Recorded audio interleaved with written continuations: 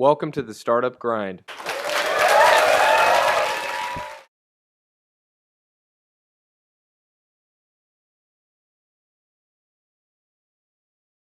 Kështu që do doja të ngrihemi gjithë në këmbë, ç'bëjmë zakonisht, japim një dorë trokitje shumë ngrohtë Klodiana Llojbeut.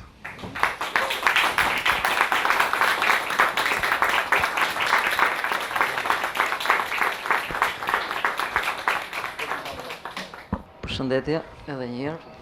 Mirë se erdha. Mirë se u gjeta. Si jeni? Faleminderit. Do ecim me pyetje apo të eci direkt? Mos të kështu, mos ta bëjmë formal. Harrova të them që ky është një aktivitet informal. Po. Harrova të them që mos veshësh kostum sot. Do shkova në shtëpi për ta veshur, se kjo ishte e keq. Por që ne do bëjmë disa pyetje gjatë këtij sesioni, sigurisht pyetjet më të rëndësishme pasi u ngelen juve. Kështu që mbasi të bëjmë një bisedë shkurtër me Klodianin, atëherë secili mund të pyesë një pyetje çfarë do. Përgjithësi ne nisim me një pyetje të përgjithshme, pra kush jeni ju? Kush është perardhja juaj? Ku keni lindur? Prindërit e juaj çfarë kanë bërë? Çfarë profesioni ka patur? E të tjerë. Jam nga Berati. Kam jetuar në Berat deri në 93-shin. Jam i datëlindjes 78-a dhe fillova kolegjin në kolegjin turk në 93-shin, matura e parë e kolegjit. Si të gjithë s'është se kam patur me shumë dëshirë atëherë lënien dhe të futurin në një kolegj me rregulla të caktuara me kështu, por që patjetër që më ka pëlqyer gjithë jeta 3+1, fjalë 4 vjeçare në kolegj dhe pastaj megjithse më pëlqente shumë, më kanë pëlqyer shumë të qenurit social, gjithmonë më ka pëlqyer historia, shkencat sociale, kam qenë shumë mirë në marrëdhënie me njerëzit. Dhe se di pse më lindi një dëshirë që të bëhesha mjek.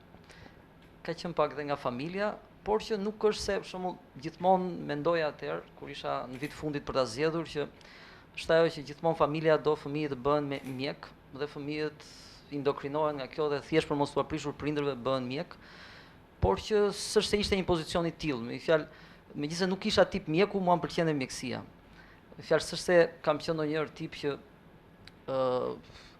asocial dhe që të shpenzoj orë të tëra vetëm thjesht duke mësuar, por që gjithmonë kam qenë shumë mirë me mësime, nuk kam patur kështu probleme. Dhe nëse fillova fakultetin e mjekësisë në Ankara në 96-ën dhe më tej specializimin e kardiologjisë.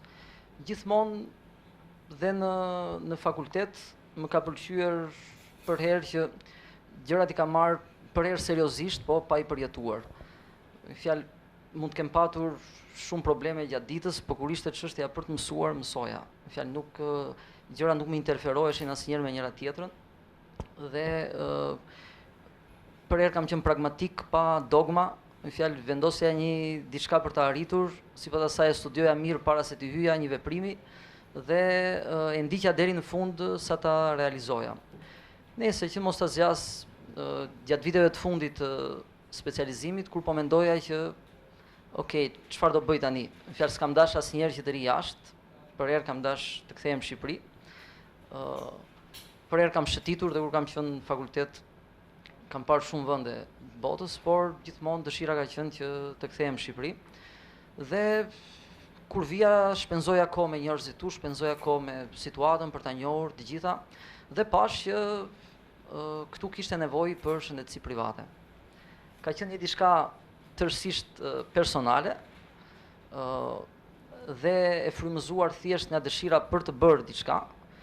Si tip s'kam patur ndonjë lidhje me paran, me fjalë si koncept gjithmonë mendoj që njeriu asnjëherë nuk ka për të mbetur i kënaqur në jetë, se po të ketë diçka do ketë diçka. Ishte një i pasur dhe po shikonte një herë një të varfër që po kapte peshk. Dhe i thotë qore ç'a bën ti kështu, thotë, i varfër edhe vetëm ka peshk. Po thaj ç'a të bëj tha? Po tha puno tha. Po do punoj tha ç'a të bëj pastaj tha? Po ja tha bli tha shtëpi tha. Po pastaj hap një biznes, po pastaj bli vil buzdetit, po pastaj tha bli një jatë, tha. Po pastaj tha çat bëj, po dil me jatë dhe ka peshk, tha. Dhe i tha ku peshk po kap. Me fjalë njeriu, gjithçka që në jetën e tij e ka, duhet të merret me veten. Me fjalë nëse vetë arrin të organizosh shpenzimet, të organizosh gjërat, ekuilibri në botë është krijuar i tillë që dhe milingona që është e pafuqishme arrin të ushqehet. Me fjalë nuk është se ka një njerëz që ka probleme me ushqimin. Problemi i madh është që dëshirat e tij arrin limitet, arrin në nivele të tilla sa s'ka asgjë që ti përmbushi këto. Kështu që sa më shumë para të kesh, nëse nuk di që ti mbash si duhet dhe nuk di që veten ta orientosh me shpenzimet, ato janë për herë pak. Kështu që asnjëherë nuk e kam fokusuar, nuk kam patur kohë në jetë që kam patur probleme edhe të ble bilet autobusi. Kur kam qenë student, s'është se kam patur probleme që të eci dhe në këmbë të shkoj në fakultet, mbaj mend që ka qenë ftohta nga raja, por që shkoja në këmbë thjesht për të kursyer biletën. Ashtu si dhe s'kam patur asnjëherë, gjithmonë kam krijuar para. Për shembull, punoja si përkthyes në zyrë përkthimi dhe vinin aq shumë përkthime pastaj sa organizova nxënësit që ishin shqiptarët që secili përkthente në një gjuhë të huaj dhe prishëm gjithë tregun e përkthimeve në Ankara. Se u lirua, se në Turqi përkthimi është shumë i shtrenjtë. Dhe vazhduam hapëm në Stamboll, gjëra të tilla dhe nuk është se kam patur ndonjëherë probleme për të gjetur paran, me fjalë kur më është dashur.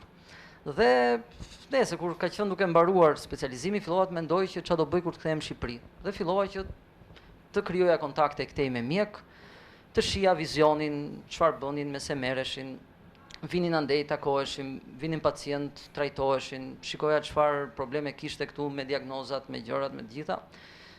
Punoja dhe vetë atje, punoja dhe në një spital privat, gjatë kohës së specializimit, dhe fillova të angazhohesha dhe me administrimin e spitalit atje, me fjalë të merja pjesë në të gjitha të menaxhimit dhe këto, dhe kisha një marrëdhënie shumë të mirë me profesorët në përgjithësi. Me fjalë gjithë më besonin dhe kisha një marrëdhënie shumë miqësore. Dhe fillova të mendoj që këtu kur të kthehem duhet të hap diçka timen, se në shtet nuk punoj dot. Me fjalë ishte diçka që se imagjinoja dot të punoja në ato kushte. Por dhe sektori privat këtu ishte totalisht i pazhvilluar. Në atë kohë ka qenë vetëm në një klinikë e vogël diagnostikuese. Dhe u përpoqja që atij që ishte më i madhi në treg ti mbushja mendjen që e ka gabim ashtu si është dhe shumë shpejt do falimentoj. Dhe kështu nuk vazhdohet se njerëzit do kërkojnë më shumë. Do njihen me gjëra të reja, do ndodhi liberalizimi i vizave, do shikojnë dhe do kërkojnë më shumë shërbim. Pasi jam marrë 2-3 muaj me atë, dështova që ti mbushja mendjen. Kisha një problem nga që isha i ri dhe nuk më merrte njëri seriozisht, dhe këtë e diagnostikova me veten time. Për herë përpiqem që të ulem dhe të shoh që çfarë janë dobësi sipas asaj reagoj. Për shembull, dhe kur hapa spitalin kisha një problem që skuptoja nga financat. Isha drejtor, po s'merja vesh ç'ishin raportet financiare, balance sheet-i e këto gjërat që mu deshën, dhe mora një financier me eksperiencë në spitale nga jashtë, të huaj. Dhe e shija që ai ishte edhe në moshë, ishte rreth 45-50 vjeç, unë i ri, unë isha drejtori i tij dhe duhet tani të më raportonte. Tani kur më raportonte, dija që s'merja vesh asgjë. Dhe është ajo që po nuk e pyet tjetri, po nuk e drejtove të drejton ai që ke poshtë. Kështu që çfarë bëra, mora një ekspert kontabël dhe bëja me atë, merja raportin nga ky çdo të shtunë, punoja me ekspertin kontabël të shtunë të diel, që të hënën të dija çfarë pyetjet i bëja shefit tim të financës. Dhe sido që të jetë, diagnostikova që ky është një problem, që unë s'marr vesh nga financa, se kisha patur ndonjë lidhje me këto.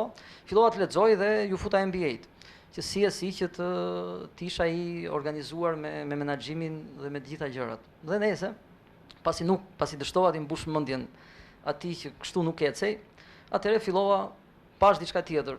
Dhe spitali tek që është sot IGEA, atje ishte një karburant, një benzinato, dhe ai që e kishte si pronë, folëm bashkë për ta bërë spital. Por e pashi mentaliteti ishte i pamundur në atë moment, niveli investimit e kështu dhe nuk u bë. Dhe mbeti ashtu. Pastaj përsëri një sipërmarrje tjetër. Me fjalë më ndodhi si ai që ka gjetur aspirinën që në vitet 900 pasi ka bërë disa prezantime dhe dështonte në këto konferencat që bëheshin atë kohë, dhe vjen prap për herë të 17 që të bënte prezantimin e pretendimit që këtë herë është aspirina. Fjalë është ai ilaç, ajo formulë që presim dhe me studimin e dur. Dhe ngrihet dikush dhe i thot, po 16 herë e pe që kjo punë s'bëhet, tani mos na merr më kohë. Jo, tha, unë 16 herë ta kuptova që s'bëhej ashtu. Por që tani arrita ta gjej. Dhe për të 17-ën u gjet aspirina. Dhe puna ime, kështu që pasi tentova dhe diçka tjetër, edhe atje nuk u realizua, atëherë erdhëm tek mendova që këtë punë po e bëra da bëj vetëm. Fjalë në Shqipëri është e pamundur. Dhe kur më pyetën, ishim në një debat televiziv me profesorët e QSUT-s, edhe një më tha atëherë që e kam mik tani që. Por tha në rregull, e bëre spitalin, tha, po problemi jonë është ai që si ka mundësi erdhe dhe nuk fole me ne. Dhe i thash, para se ti hyja kësaj pune, e pash që me ty kishin folur shumë veta dhe të gjithë ata s'kishin arritur do ta bënin spitalin. Kështu që unë mendova që duhet gjej një rrugë tjetër që të bëhet spitali. Dhe gjithçka e fillova me të rinjt. Me fjalë, këtu morëm një ambient që ishte ambient i abandonuar në spitalin ushtarak dhe filluam me atë që kishte më shumë nevojë, bashkë me një mikun tim, me një investitor të huaj që u investuan rreth $700.000 në atë kohë dhe u vendos koronarografia dhe filluan bypasset në një ambient modest dhe të vogël të rikonstruktuar. Dhe pas asaj, vetëm në 6 muaj, unë i shita një investitori këtu shqiptar 30% të kuotave €3 milion, kur gjithë investimi ishte $700.000. Dhe, ishte nevoja e madhe për trajtimin e zemrës, ishte nevoja e madhe, nuk bëheshin bypasset pothuajse fare në Shqipëri. Solla mjek të huaj që solla nga Turqia atëherë, dhe shqiptarët që i çova për t'i trajnuar në Universitetin e Ankaras 1 vit para se të hapej spitali. Dhe kështu filloi. Pastaj me ardhjen e Bushit në Shqipëri, pati një problem atëherë, një problem epigastrik në Gjermani, erdhën që po të ndodhte diçka ku do ta sillnin dhe ne se si përfundim zgjodhën spitalin tonë atëherë. Dhe rreth 1 javë pas asaj, pastaj ish zëvendës ambasadori amerikan këtu, pati një problem me gruan, një problem kardiak dhe trajtoi në spital, nuk pranoi që të shkonte jashtë, se i të sollën dhe charterin, dhe mbetën shumë të kënaqur, formova një marrëdhënie me ata, dhe drejtori i përgjithshëm i Raiffeisenit, dhe ai në mes natës vjen në spital, dhe me atë formova një marrëdhënie miqësore, dhe pas kësaj klime vjen një fond investimesh amerikan, që është Bedminster, që është një fond relativisht i madh në rajon, që kanë investime të shumta. Dhe pyesin në ambasadë që çfarë të investojmë, ku të investojmë, ata i thonë që ka nevojë shumë për në shëndetësi. Dhe pikërisht rim për darkë me Steve Kristinën, me këtë që ishte zëvendës ambasador atëherë.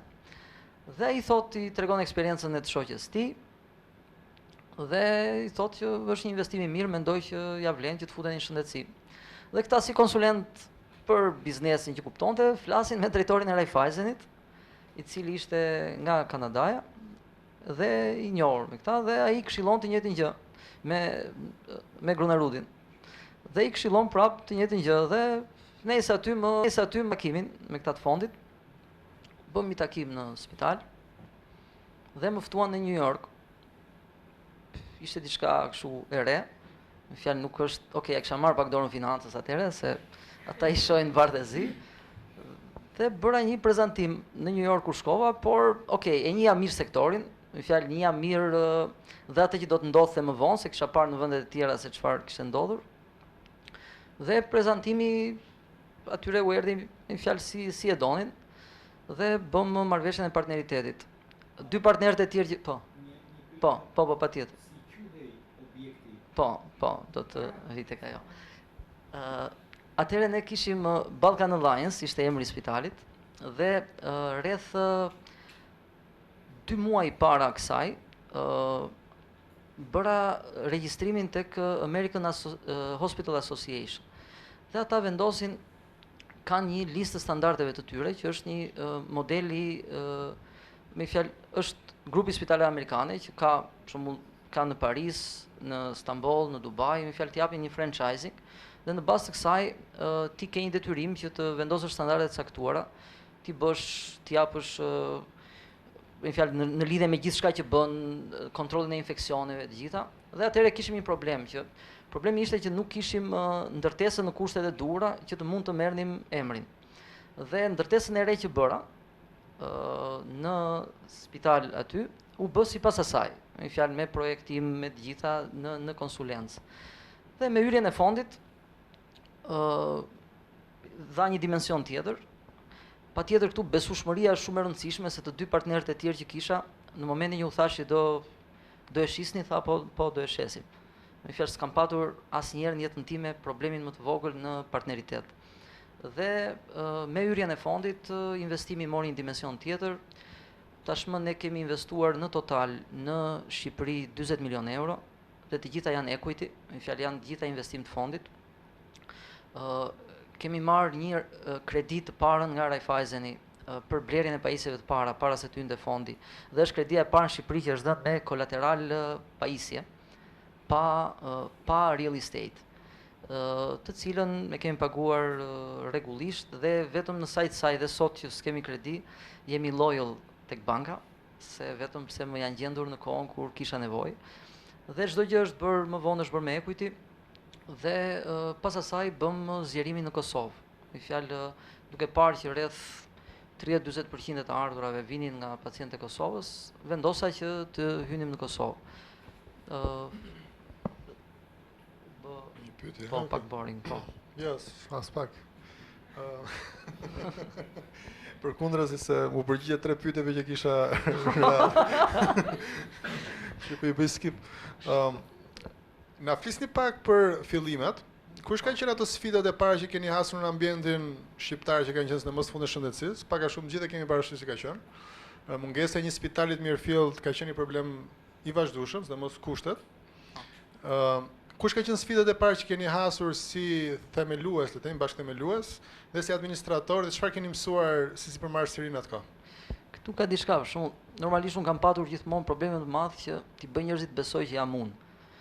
Me fjalë që realisht kjo është ndërtuar kështu, se si është në Shqipëri që gjërat janë të vështira, nuk është se është gjë e thjeshtë dhe ajo që un kam patur për herë kujdes është që të keqen do ta mësosh nga të këqijt. Un kam patur të bëj me lloj-lloj njerëzish, me fjalë si gjatë ndërtimit fut edhe kompanitë që ta ndërtojnë, gjithmonë ke halle. Me fjalë ke pengesa, ke prekje interesash, ke thyerje monopolesh, ke njerëz që përpiqen të pengojnë në të gjitha drejtimet. Për shembull kur një gjë e thjeshtë, kur ne kishim në spital, kishim vetëm diku tek 20-30 shtretër mbaj mend, u bë spitali i madh që u bë tek Bira Tirana. Dhe vinë më thonë mjekët edhe njerëzit që çfarë do bëjmë tonë se ata po hapin një spital me 200 shtretër, është super luks. Dhe gjithmonë nuk kam patur atë besimin që njeriu duhet merret me veten. Fjalë sfida më e madhe e njeriu është vetja e vet. Sfida më e madhe e njeriu është që sa arrin të kontrollojë veten, sa arrin të diagnostikojë problematikat që ka me veten e tij, mungesat dhe mangësitë që ka për ta çuar atë drejt një suksesi të caktuar. Fjalë problemi i madh është që sa i përgatitur je ti për t'i bërë ballë të gjitha këtyre.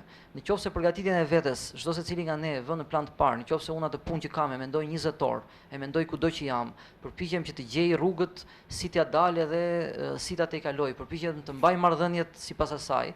Patjetër që kjo është zgjidhje, në fund është dhe një ndihmë dhe nga Zoti dhe nga të gjitha që njeriu ecën para.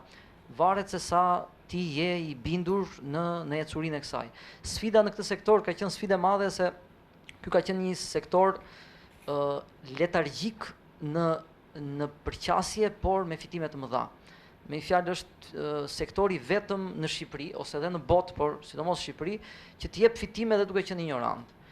Me fjalë se nuk kanë patur mjekët këtu para se të fillonte mjekësia private, nuk kanë patur challenge, s'kan patur asnjë sfidë. Me fjalë kanë qenë që, okay, thot X-i që kjo është kështu dhe ashtu ishte. Të gjithë pacientët i bindeshin, ata që s'kishin mundësi të shkonin jashtë ishin të detyruar. Me spitalet private ndodhi kjo që, okay, edhe mund mos jetë ashtu, s'është ashtu. Pastaj filloi që për shumicën e njerëzve referenca ishte çfarë thoshim ne. Ne bëm shumë transplantin e parë të veshkave në Shqipëri, kur vetëm nga Bashkimi Evropian ishin financuar për Ministrinë e Shëndetësisë 3 milion euro për të bërë transplantin dhe asnjëherë s'ishte bërë. Fjalë vetëm ishin ngrënë, ishin pirë, edhe asnjë transplant s'ishte bërë, asnjë trajnim s'kishte ndodhur. Kur filluam ne bëheshin në publik diku rreth 20-25 bypasse në vit. Dhe ato raste që dhe mos t'i operoje prap mirë do shkonin, shumë të mbledhura, dhe kur filluam në vitin e parë kemi bërë 500 raste, 500 pacient në vit. Por sot dhe spitali publik për shembull bën 500-600. Kështu që kjo solli një zhvillim të tërin dhe pati njerëz dhe brenda sektorit që e përqafuan si pjesë të kësaj sfide. Por kjo ka qenë një sfidë e madhe, me fjalë sfida e të marrurit me mjekët dhe sidomos në shëndetësi ke lidhje shumë me politikat e shtetit. Kështu që nëse 50% e forcës është mënyra se si ti e menaxhon brenda, 50% e tjetrës është mënyra si ti menaxhon marrëdhëniet jashtë. Në fjalë marrëdhëniet me shtetin, çdo gjë mund të ndryshojë një ligj, mund të ndryshojë një rregull dhe ke shumë probleme. Një nga, duke lexuar faqen tuaj të internetit, një nga pikat që ju theksoni fort është që ju keni një avantazh konkurrues mbi spitalet e tjera që keni staf shumë të mirë. Si keni arritur që të arrini të merrni dhe të mbani një staf të kualifikuar për sipërmarrjen tuaj dhe si arrini që konkurrenca mos t'ju marrë ato? Këtu ka një diçka që për shembull ne që kur kemi filluar jemi të vetmit që kemi punuar me mjek full time. Me fjalë mjekët tanë janë mjekët tanë. Nga spitalet e shtetit gjithmonë unë nuk kam ftuar ndonjë që të punoj. Fjalë përjashto një numër të vogël njerëzish që realisht I besoj dhe ata në gjithë xhiron ton, e cila për shembull xhiroa jon mujore sot, krahasuar me të tjerët është po ti mbledhësh gjithë bashkë prap nuk bëjnë sa tona. Me fjalë gjithë sektori shëndetësor, se pak a shumë janë të deklaruar pothuajse 100% xhirot, gjithë sektori shëndetësor po ti mbledhësh gjithë aktorët e tjerë bashkë prap nuk bëjnë sa ne. Kështu që të gjithë mjekët që punojnë tek ne, në 99% e mjekëve, nuk kalojnë 5 në 350 mjekë që kemi, janë me kohë të plot, me fjalë janë mjekët tanë dhe nuk më ka pëlqyer asnjëherë transferimi, që të marrësh mbasdite nga shteti dhe me fjalë ne shembullin e gjetëm në vetvete. Dhe që në fillim kur nisëm me eksperienca të huaja. Për shembull, kur u bë transplanti veshkave, unë solla një profesor nga Amerika, erdhi nga Teksasi, që ishte emër shumë I njohur në fushën e transplanteve. Një profesor tjetër nga Vjena, në ORL, në të gjitha me fjalë shumicën e njerëzve kryesorë në spitale, I kemi ose të huaj ose shqiptar që kanë mbaruar jashtë. Se këtu vetë sistemi është I mangët që të mund të nxjerrë mjekët e duhur.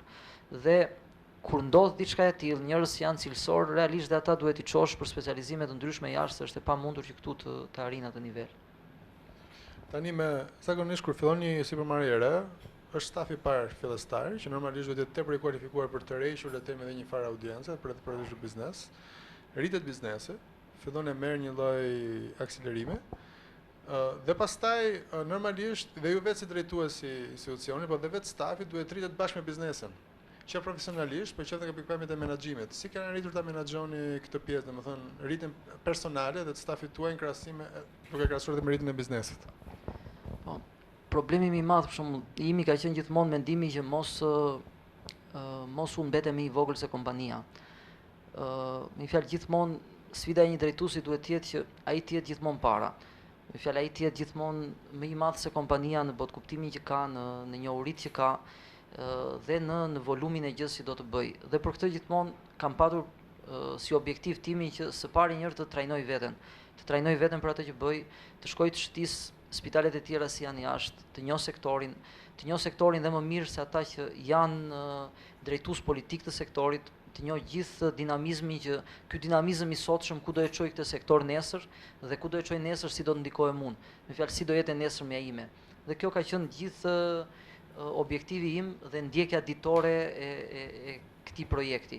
Për sa I përket çështjes së stafit, stafi nga ne nuk ikën dhe ikjet po ta shohim shumë ikjet kanë qenë shumë minimale dhe arsyeja kryesore është se e para që një mjek do pacient.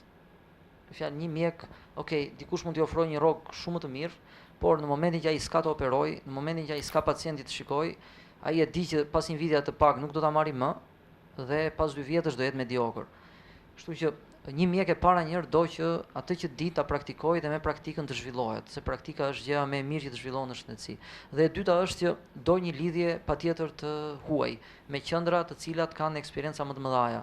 Dhe këtë ne kemi bërë vazhdimisht. Për shembull jemi të vetmit që kemi 5% të buxhetit ton që e shpërndajmë vetëm për trajnimin e stafit jashtë dhe për sjelljen e mjekëve të huaj këtu, për ndërhyrje të caktuara të cilat përsëri kanë objektiv trajnimi.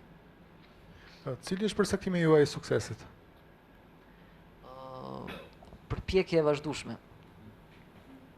Fjalë patjetër që unë e shoh që të gjithë këtu, për shembull, dhe ne që jemi në këtë sallë, nuk besoj që kemi ndonjë ndryshim të madh për sa i përket çështjes zgjuarsisë. Me fjalë, gjithë njerëzit që arrin mbarojnë universitetin, që kanë një kështu të caktuar, aty janë. Thjesht problemi vjen tek lufta që ai mund t'japi me dobësitë e veta, që është përpjekja, që është forca, që ai gjen për të luftuar atë letargjinë që mund t'i bjerë, dembelizmin e tij, ose statukon, në fjalë që okay, unë jam këtu arrita, të ri këtu ç'a do bëj më.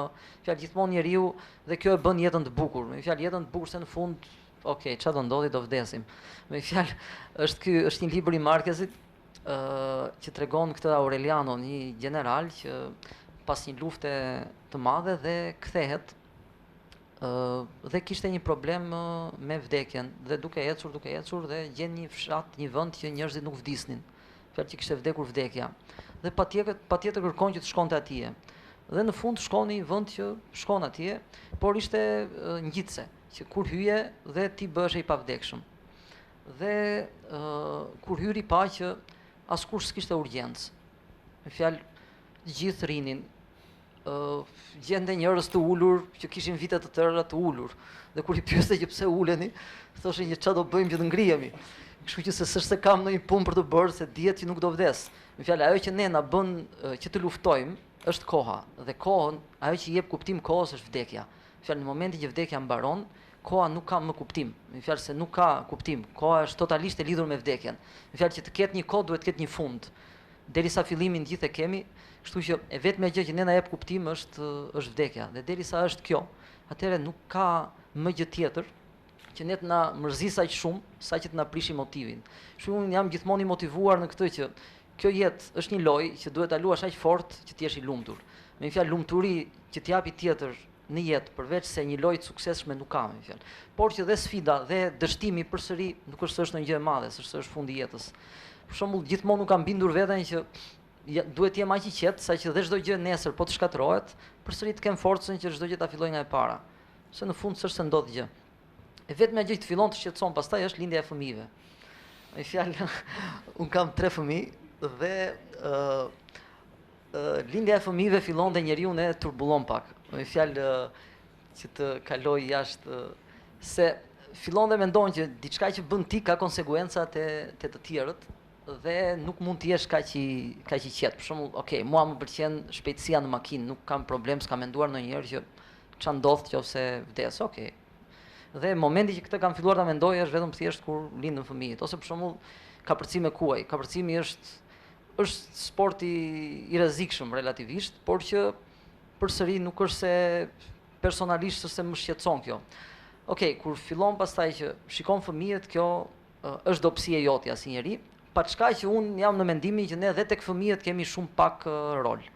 Me fjalë patjetër që roli jon është minimal në shumë gjëra që egoizmi jon na tregon sikur është kush e di se çfarë. Fjalë mendoj gjithmonë që se po flisim pak jashtë dhe me kompaninë, për shembull tani morëm një vendim që do ikim me zyra, do vim me zyrat qendrore, do ikim nga spitali, do vim këtu duat vite Infosofti, me fjalë morëm zyrat aty. Dhe shkaku është që unë besoj që qenia ime aty dëmton kompaninë. Pse se dëmton institucionalizimin, se njerëzit gjithmonë duan të takojnë dhe ti nuk lë drejtorët të bëjnë punë rahat, nuk lë njerëzit që të krijojnë kreativitetin e tyre, të fusin gjëra të reja në kompani, mbase ti je mediokër, të rinjt që vinë lexojnë, drejtorët që vinë janë më kreativ, dhe patjetër që mendova që mbase largimi është më i mirë dhe duke ndjekur nga larg më shumë me një zyrë qendrore që merret më shumë me analizat dhe me politikat. E njëjta gjë është që të vi prapë tek fëmijët, kështu që nuk i dihet mbase fëmia me një manifest ose me një manifest të lirë të mirës së tij mund të jetë shumë më i mirë se sa babai i cili e cungon për herë, ose për sa i përket çështjes biznesit gjithmonë dua që të paktën ta lë 0-0. Me fjalë të paktën mos të ketë çdo gjë në fund të jetë loja ime. Ashtu si nuk është se kam ndonjë përgjegjësi të madhe se fëmijën po ta kesh budalla dhe ti lësh pasuri prap do të hajë të gjithë, po dhe po mos ti lësh pasuri, po po ta kesh zgjuar prap do ta bëj vetë nga e para. Kështu që gjithmonë kjo të jep një ndjenjë të qetë që të bën ty që të merresh përherë me vetveten dhe ta menaxhosh dhe veten dhe biznesin në mënyrë shumë më të qetë. Të flasim pak për motivimin, se ju përmendet që një supermarkets duhet gjithmonë fortë të motivuar, por këtu kemi edhe supermarkets të rinj. Dhe çfarë këshille do t'i jepni ju një supermarket të rinj të ri që fillon e bën biznesin, gjërat nuk shkojnë siç duhet, duket sikur do mbaroj gjithçka, pastaj duhet gjej forcën që të ringrihet në këmbë dhe ta vazhdoj rrugën përpara, se supermarketja është shumë e vështirë, ka shumë pengesa dhe të qeni të motivuar tërkohës është shumë e vështirë. Pra çfarë këshilla mund të keni ju për ata supermarketsin që të vazhdojnë të të motivuar gjatë rrugës tyre të ngritjes së kompania? Gjithmonë unë mendoj këtë që normalisht kjo është pak dhe çështje karakteri. Unë s'kam patur ndonjëherë vetë probleme me motivin. Fjalë gjithmonë kam patur motiv më shumë se sa duhet. Dhe gjithmonë problemin e kam patur që të kem një partner, si kam për shembull amerikanët, që të më kontrollojnë motivin. Me fjalë që të më kontrollojnë që shiko se gjërat duhet menduar më shumë brenda një realiteti. Por për herë vetë kam patur këtë që duaj që gjithmonë një këmbë ta kem në të sigurt. Me fjalë duaj që të kem një edhe për një njerëz që do t'ia këshilloja që të ketë ose një biznes ose një profesion që ta di mirë dhe sido që të ketë të siguruar atë gjën minimale. Për shembull, çfarë bëra vetë kur isha në fakultet, pash që tash do kthehem në Shqipëri tani si mjek. Lek nuk do marr dot, që të marr lek në dorë. Fjalë mendoja kur isha në vit 2 në universitet. Fjalë s'kam për ta bërë kur thash që të shkoj në spital publik për shkak të marr lek në dorë.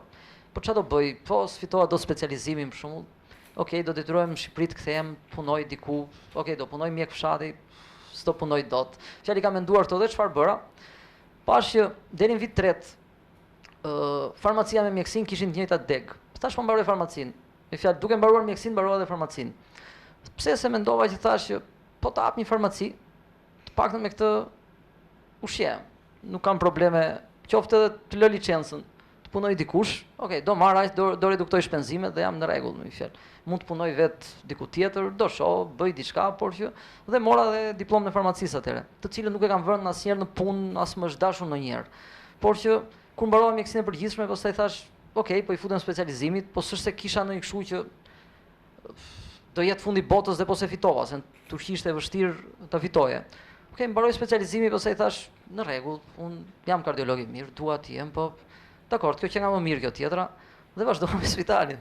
Dhe derisa gjërat u zhvilluan vetë por gjithmonë jam përpjekur që të kem diçka të sigurt. Me fjalë, nuk kam dashur që të luaj me të gjithën. Dhe sot që për shembull gjithmonë s'kam ndonjë problem të krijoj ide për bizneset e reja dhe kam hapur edhe shumë biznese të tjera të reja. Por për herë kam patur që asnjëherë mos neglizho atë që është gjëja jote kryesore. Fjalë që është biznesi yt kryesor. Kështu që për supermarketet e rinj, supermarketja në Shqipëri nuk është kaq bota s'është kaq e jeshile, me fjalë nuk është kaq e lehtë. Dhe supermarketja në Shqipëri patjetër që është shumë e vështirë. E bën të vështirë vetë tregu që ecën dhe vendet ku ti mund të hysh mbeten të pakta, sidomos pa mbështetje, se sot unë e kam të thjeshtë se duke patur një gjë që ecën, ke mundësi që të riskosh të tjera dhe hap. Po ta nisësh nga zero, kjo është e vështirë. Kështu që mbase do të jetë më mirë që zhvillimi i një profesion, patja një punë të sigurt dhe formimi një ideje ose formësimi deri në detajet e gjithçka, që kur hyn pastaj të mund të kesh sukses. Por që unë si besoj asnjëherë kësaj që me teori dikush mund të bëhet biznesmen ose mund të bëhet sipërmarrës. Patjetër që duhet të jetë diçka e tij vetë brenda që të ketë një botë vetën, që të jetë i prirur drejt asaj.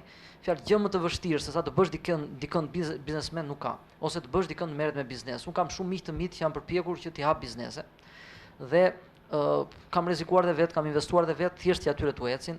Jam përpjekur të bëj lidhje të mia thjesht ata të ecin, duke i dhënë franchising nga lidhjet që kam jashtë të gjitha, por këto janë 50 me 50. Në fjalë mund të jetë një ide shumë e mirë biznesi, por s'është personi i duhur që ta bëj atë dhe dështon. Ashtu si dhe e kundërta. Por që gjithmonë kjo është pak me të dhënë më shumë se sa fjalë duhet pak që njeriu ta ketë brenda në tip të bërit biznes. Dhe pastaj vjen kjo është një përqindje e caktuar që të çon drejt suksesit. Pjesa tjetër është marrja me veten që të përpiqesh gjithmonë që ta realizosh atë.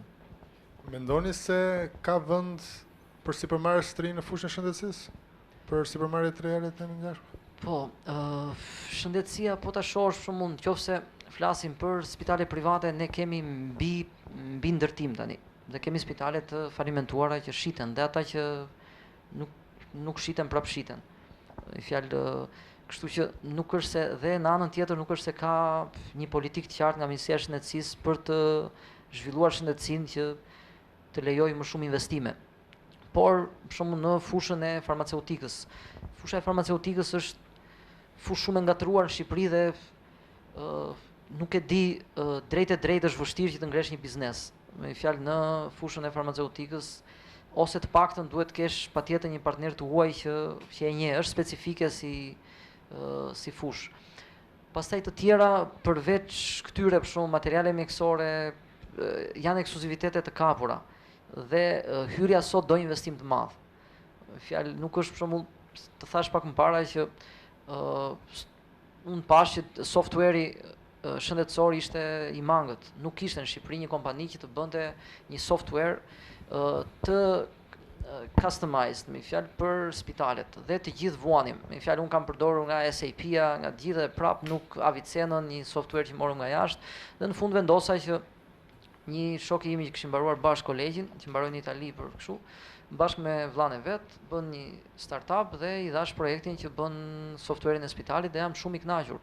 Por që për ata është një diçka që është diçka goxha fitimprurse, por dhe unë nga do investoja 500.000 euro, e mbylla duke bërë një investim 200.000 euro me ata dhe një kontratë mirëmbajtje që për ta është shumë e mirë, por u zgjidh për shembull dhe ata po e zhvillojnë tani këtë për të futur në spitalet e tjera. Për shembull kemi një mangësi të madhe të digitalizimit të recetave elektronike, të fondit sigurimeve, të spitaleve të shtetit, kështu që është një treg i madh që mund të zhvillohet.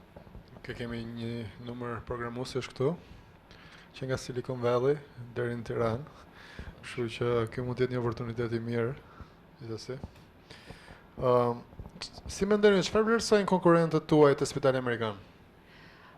Më e mira e jona është që ne për herë jemi marrë me veten. Për shembull, normalisht një herë më tregonin nga kamerat, më thoshin një drejtori, një spitali tjetër, kishte ardhur në korridor edhe vet ai dhe përpiqej që të shikonte çfarë bëhet me infermierët, me gjërat, me fjalë të bënte një kështu. Dhe i thash lëreni në eksitimin e vet, me fjalë të kënaqet, të shëtisit gjithin dhe mos ketë asnjë problem. Dhe e njëjta gjë është në gjithçka. Për shembull, ajo që ata kanë problemin më të madh është që derisa ata janë marrë që ditën e parë, të gjithë janë marrë vetëm me ne. Për herë unë kam pasur një strategji brenda kompanisë që ne të merremi me veten.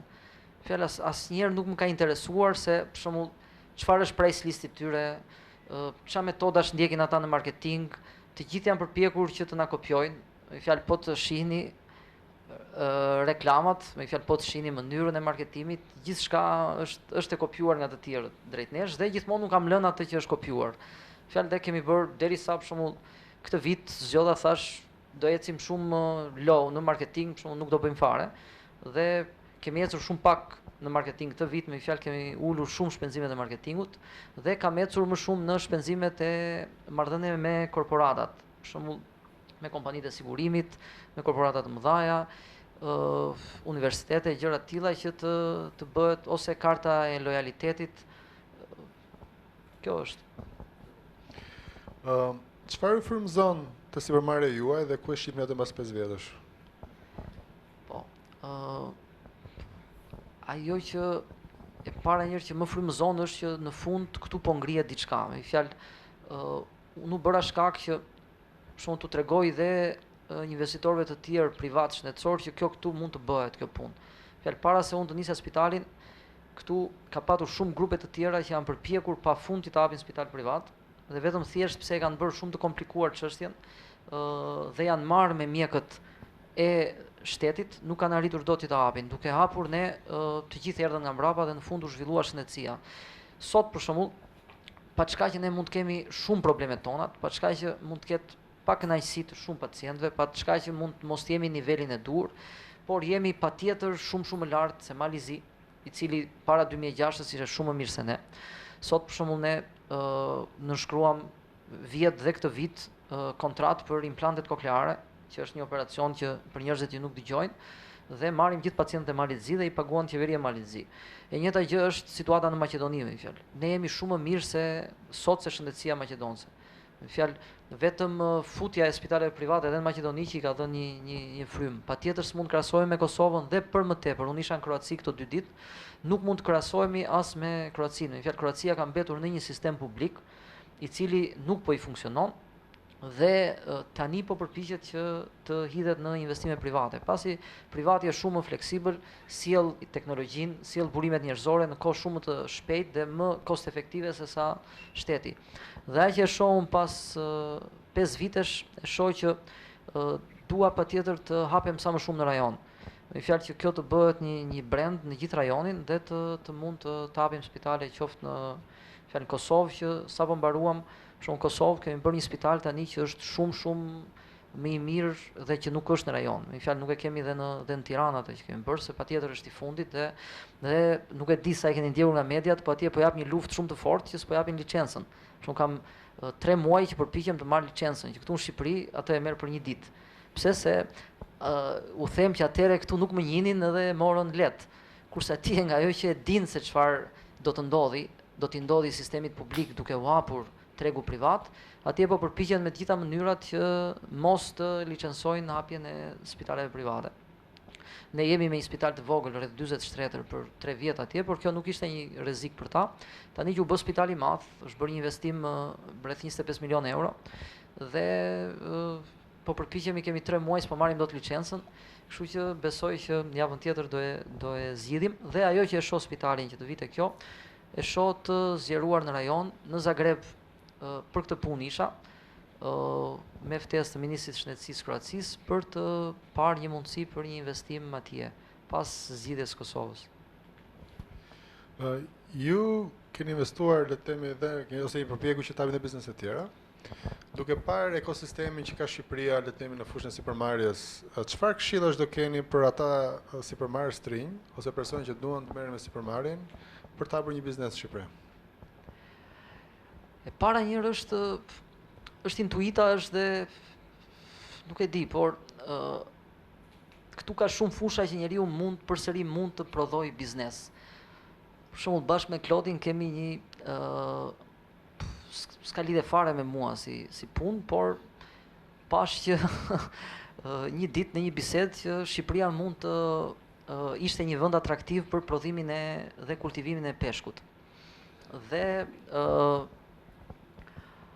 kur pash vend me burime ujore të mëdha, të gjitha gjërat të përshtatshme, shumë vende vuajnë për ujë, kur këtu ka ujë i cili nuk përdoret, dhe mendova, thash, pse nuk shoh njerë që a mund të bëhet një kompani për rritjen e peshkut. Dhe mendova që kush janë më të mëdhenj në rajon që mund t'i ftoj dhe të ngrem diçka të tillë. Dhe është një kompani turke që është me madhja në rajon, kanë rreth 80.000 ton prodhim në vit. Shkova, bëra një takim me ta dhe i thash që janë dhe investonin në Shqipëri dhe hapin bashkë një kompani për kultivimin e peshkut. Kjo është para një viti. Ata ishin duke u bërë gati për të shkuar në Marok. Dhe i mora, i ftova këtu një vizit, bën një vizit, shëtitëm vendin, me një helikopter ja bëra gjërat shumë të shpejta që të shikonim gjithë burimet për një ditë pa humbur kohë.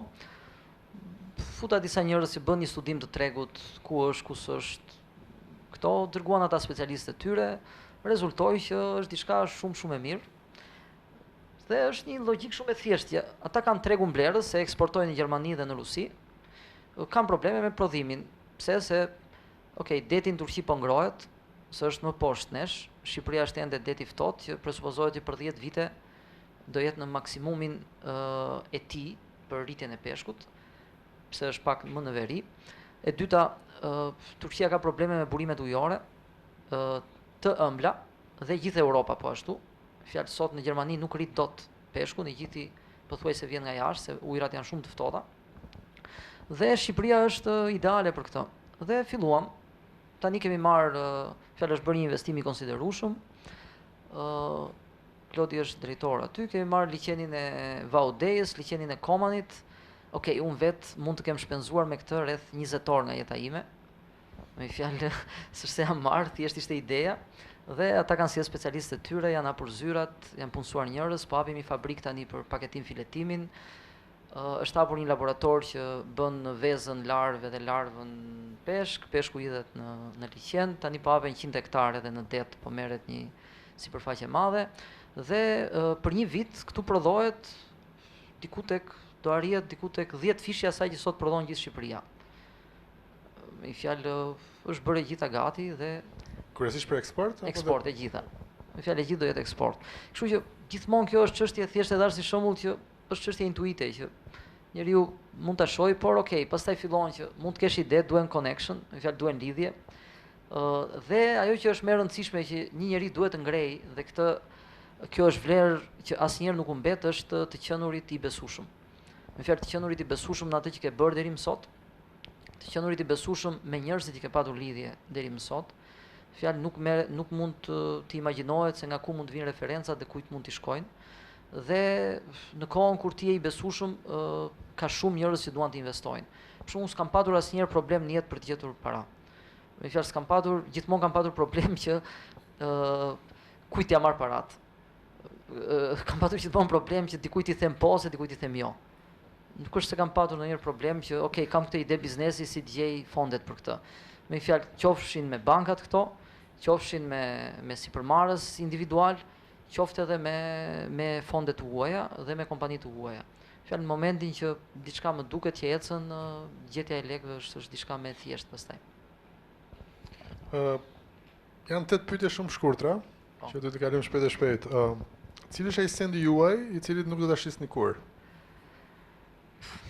S'kam ndonjë gjë që se shes kur. Përveç spitalit. Jo, dhe spitalin patjetër që e shes. Me fjalë nuk kam asgjë të cilës mendoj që ja vlen që të lidhesh me ndjenjë. Me fjalë se në qoftë se ne nuk i lëm sendet, do vi një ditë që sendet do na lënë ne. Me fjalë në qoftë se nuk i patjetër që një ditë unë do iki dhe gjitha sendet do mbeten. Kështu që s'kam se mos i shes.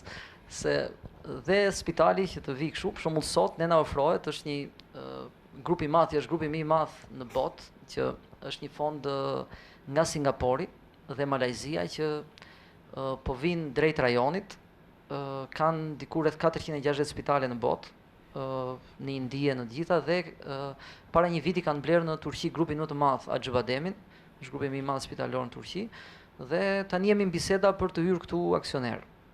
Në fjalë që duan që të blenë share në spital dhe flitet një vlerë goxha e konsiderueshme, kështu që. Cila është aftësia juaj më e pazakontë? Përpjekja për të njohur dobësitë e mia. Cila është më e rëndësishme, forca, shpejtësia apo qëndrueshmëria? Unë i besoj shumë qëndrueshmërisë. Cilën figurë historike admironi më shumë?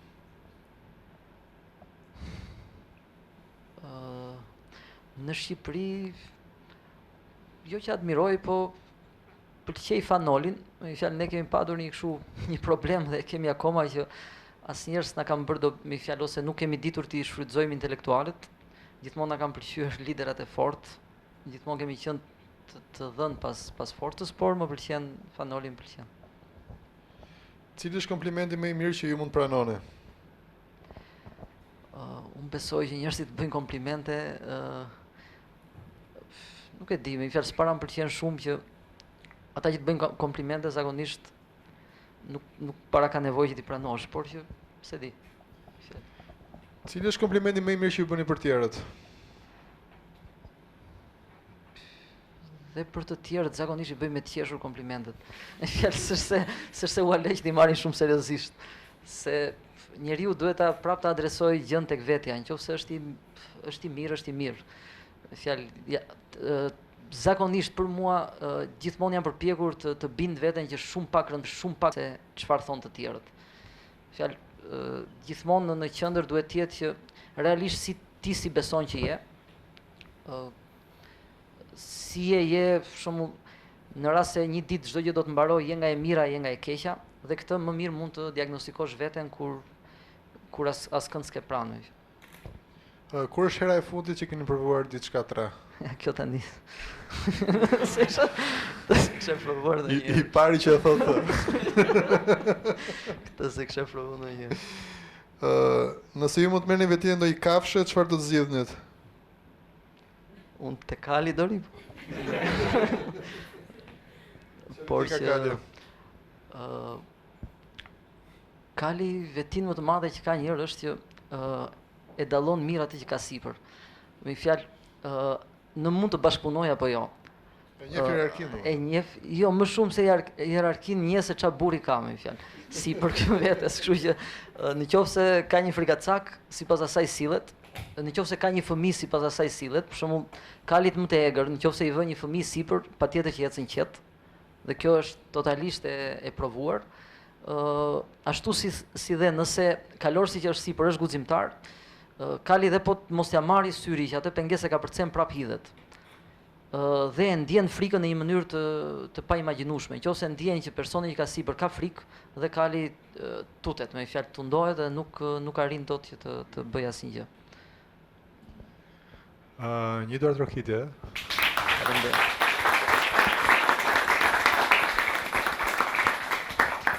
Atëre hap për pyetje nga publiku. Doja të lija të nisem me një pyetje pak më të thjeshtë. Unë jam Megi, ne bashkë me Gjergjin dhe me Ektorin kemi përpiqemi që të hapim agjencinë e parë të turizmit mjekësor në Shqipëri, që të jetë zyrtare dhe ashtu siç duhet. Dhe me sa dëgjova dhe me sa kam lexuar, ju keni bërë një ndryshim shumë madh në rajon kombëtar. Doja të pyesja nëse do përpiqeni për të bërë ndryshime në fushën e sigurimit, siguracioneve shëndetësore si në vend, po edhe në bashkëpunim me Evropën.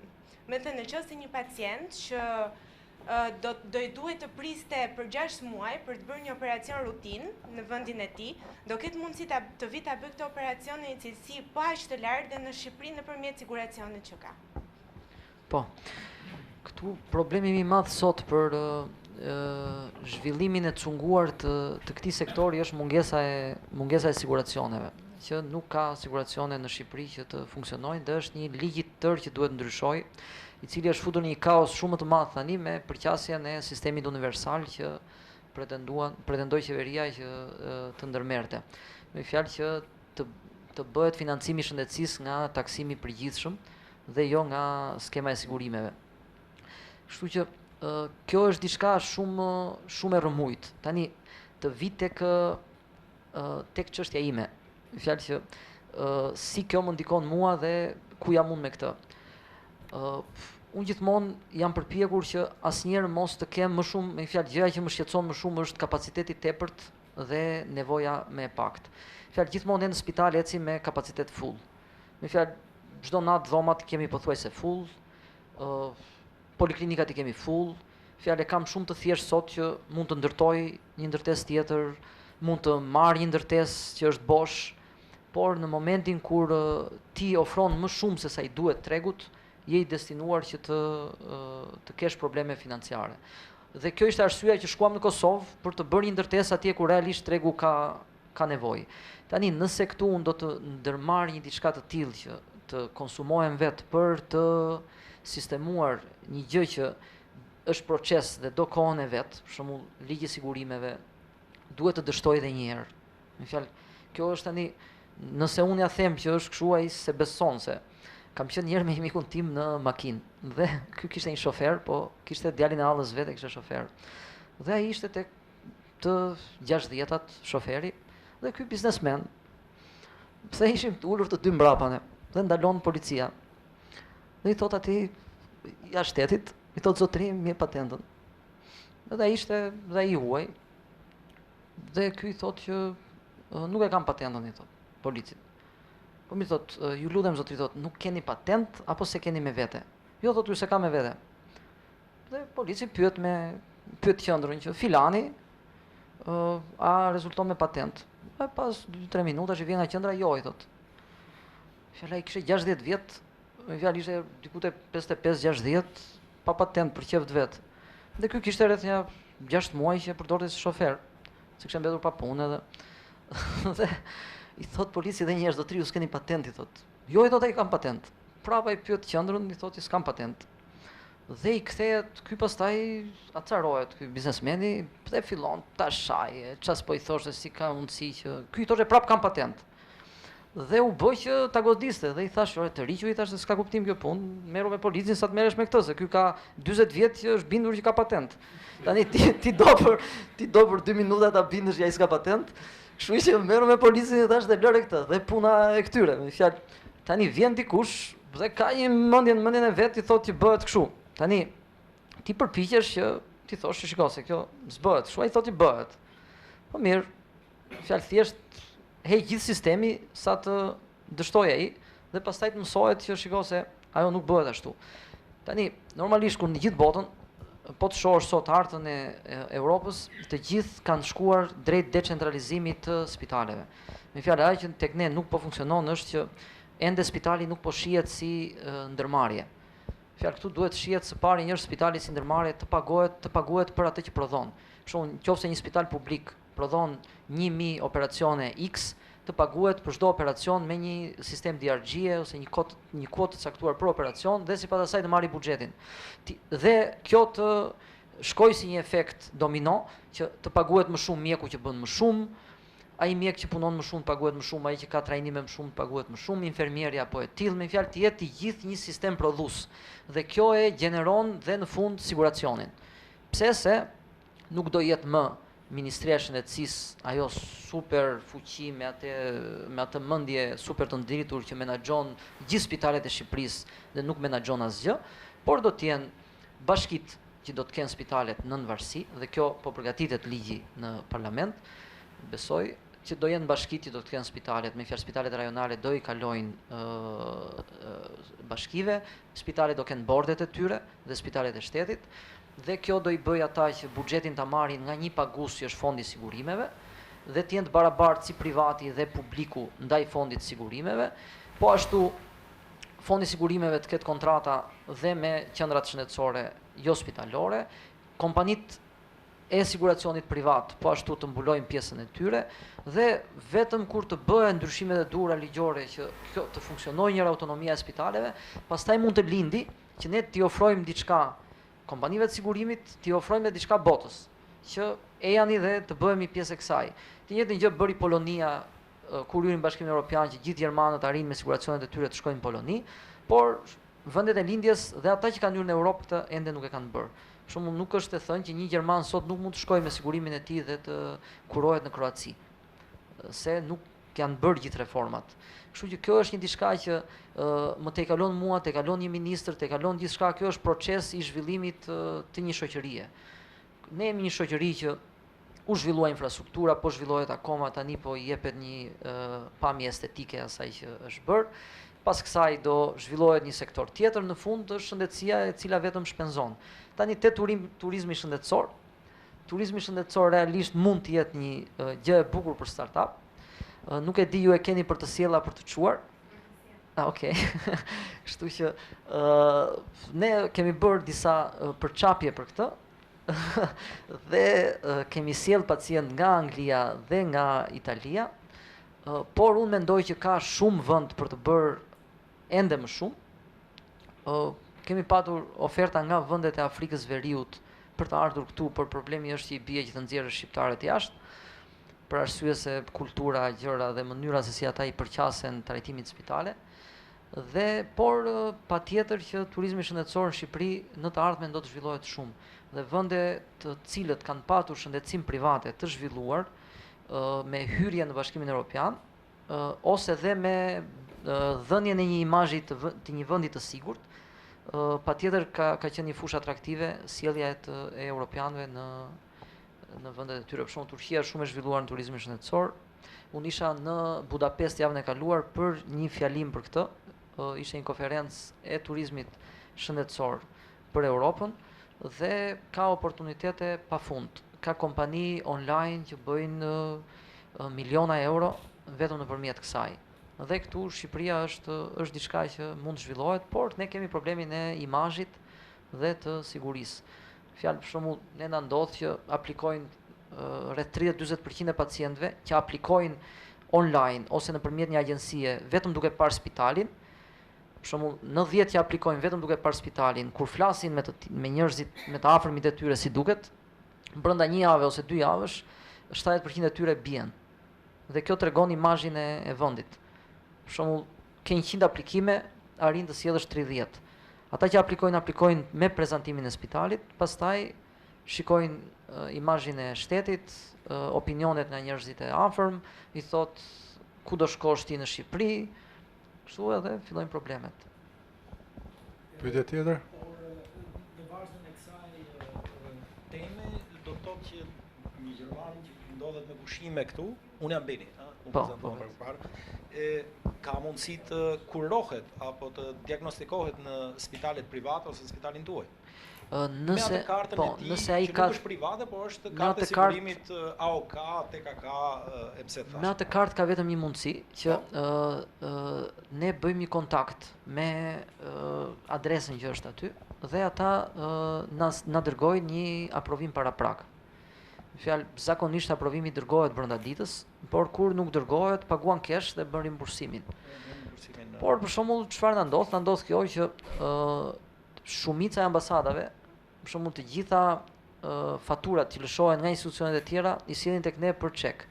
Se dhe ajo është një problem që mashtrimi është shumë i gjerë dhe të huajt e kanë mësuar. Shumë vinë në Shqipëri dhe duan të marrin një faturë spitali 2-3.000 euro që të bëjnë rimbursim atje dhe pse s'kanë patur gjë. Ju jeni aq të besueshëm? Po, për shembull, shumica ndodh me Gjermaninë, kjo është shumë kështu dhe ne kemi kontratë me ambasadën gjermane që të gjithë evaluimin e asaj e bëjmë ne. Okay. Dhe bësh dhe kjo që është një sistem online shumë i sigurt që dhe unë të kem mundësi nuk manipuloj dot, dhe ata këtë kanë parë që veprojnë. Për shembull, në spitalet tjera është ky faturimi dyfisht që faturohet veç mas mjeku, veç mas pacienti, dhe ajo gjithmonë lë vend për abuzime, ne kemi vetëm një faturë. Dhe pyetja tjetër, po e kolegëve, në fushën e turizmit juve thatë të sillni atë çoni. Po. Këta thanë të sillin. Ka shansa edhe për të çuar? Ka shanse edhe për të çuar, të cilat janë shumë të pakta. Për shembull, kjo ka qenë në fizibilitetin që bëra unë në fillim, që ta hap apo mos hap spitalin, ka qenë, për shembull, kam shpenzuar rreth 1 muaj e gjysmë, 2 muaj që shëtita për të parë që realisht sa është xhirua që bëjnë shqiptarët jashtë. Në 2005-ën mua më rezultonte që vetëm në spitalet e Turqisë ne arrinim diku tek 500.000 deri në 1 milion euro në muaj. Vetëm nga pacientët shqiptar. Kurse sot nuk kalon diku te 500.000 euro në vit. Dhe Vjena, që ka qenë atraksion për herë, me fjalë ka mbetur një xhiro shumë minimale. Me fjalë të çosh është vështirë. Mund të ketë raste sporadike, por që këtu ofrohet sot. Me fjalë ofrohet. Okej. Pyetje tjetër? Okej. Unë jam Aneta. Ju folët shumë që merreni shumë me analizën e vetes, se si mundoheni të ecni përpara dhe nuk shikoni fare se çfarë bëjnë të tjerët. Duhet një sipërmarrës i ri të kuptojë nga kjo që mos merret fare me analizën e konkurrencës? Po. Normalisht kuptimi të mos merresh me tjetrin dhe në të përditshmen nuk është që mos të vëresh çfarë bën ai. Kuptimi mos merresh me tjetrin është mos të merresh me thashethemen e tij. Me fjalë në kuptimin që patjetër një nga gjërat kryesore në ecurinë e një institucioni është analiza e përhershme e konkurrentit. Por asnjëherë për shembull unë deri më sot asnjëherë nuk jam marrë me mjekun e një spitali tjetër. Me fjalë nuk ka një mjek që të thojë që unë duke punuar ai diku tjetër unë t'i kem ofruar të vite kun. Dhe për herë jam përpjekur që gjithë vlerat i gjej brenda. Me fjalë nga mjekët që kam si ata të ecin para dhe kjo i ka dhënë atyre një besueshmëri që shiko se këtu nuk harxhohesh. Dhe kur kanë ardhur mjekët vet nga institucionet të tjera nga jashtë, asnjëherë nuk mund të jenë shefa tek unë. Patjetër kanë qenë të parët tanët. Por dikush që ikën nga ne, diku tjetër bëhet direkt shef. Dhe ajo që dua të them që mos të merresh me tjetrin nuk është që mos të ndjekësh hapat që ai bën dhe sipas asaj ti të tregosh reagimin. Por asnjëherë mos merresh me thashethemin e tij. Për shembull, janë bërë shkrime në media kundra nesh të sponsorizuar nga të tjerët.